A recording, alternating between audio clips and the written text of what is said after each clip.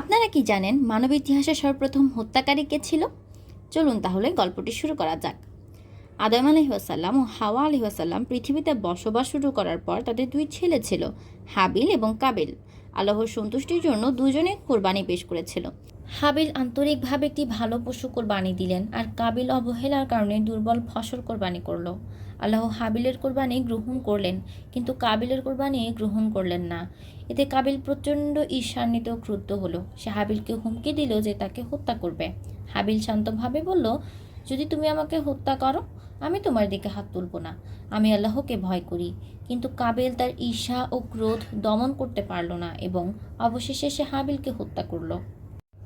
আসসালামু আলাইকুম রহমতুল্লাহি বারাকাতুহু। আমি তানাস তালোয়াত আছি আপনাদের সাথে। ভিডিওটি ভালো লাগলে লাইক, কমেন্ট এবং সাবস্ক্রাইব করতে ভুলবেন না কিন্তু।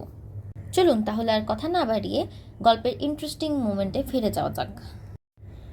হত্যার পর কাবিল হতবাক হয়ে গেল। সে জানত না মৃতদেহ কিভাবে লুকাবে। তখন আল্লাহ একটি কাক পাঠালেন, যে মাটি খুঁড়ে আরেকটি মৃত কাককে ঢেকে দিল। তখন কাবিল শিখল কিভাবে দাফন করতে হয়। সে অনুতপ্ত হলো এবং বলল, হাই, আমি কাকের মতো হতে পারলাম না। এই দৃশ্য তাকে গভীরভাবে লজ্জিত করলো। এই কাহিনী কোরআনে উল্লিখিত হয়েছে মানবজাতির প্রথম হত্যাকাণ্ড হিসেবে। এর মূল শিক্ষা হলো, ঈর্ষা ও হিংসা মানুষকে সবচেয়ে ভয়ঙ্কর অপরাধে ঠেলে দিতে পারে। আল্লাহর কাছে গ্রহণযোগ্য হয় শুধু আন্তরিকতা ও তাকওয়া।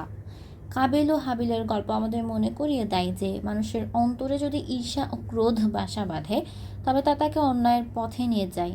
আর আল্লাহর কাছে মূল্যবান হলো সেই হৃদয় যেখানে সত্যিকারের বিশ্বাস ও ভয় রয়েছে।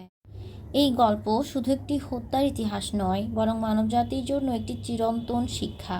অন্যায় করলে অনুতাপ আসে, কিন্তু অপরাধের ক্ষতিপূরণ হয় না।